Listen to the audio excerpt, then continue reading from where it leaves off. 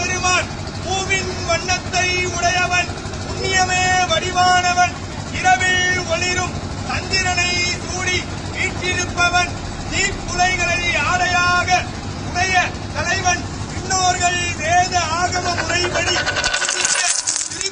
திருக்குட மூக்கிலே வீற்றிருப்பவன் உலகிற்கு ஆதி காரணமாகிய பராபரம் கும்பத்தில் இருந்து தோன்றியதால் ஆதி கும்பேஸ்வரர் என்றும் நிறைந்து அமுதத்தில் இருந்து உதித்ததால் அமுதேஸ்வரர் என்றும் அழைக்கப்படுகின்றார். பிரளயத்தின் போது உலக உயிர்கள் அடங்கிய கலசம் தங்கிய இடம் கும்பகோணம்.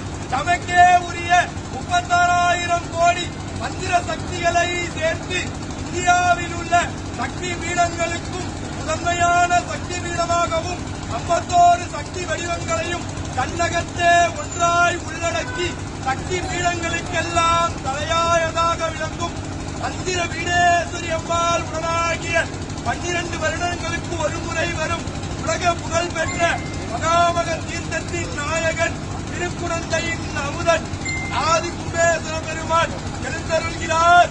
வருகிறார் வருகிறார் வருகிறார்.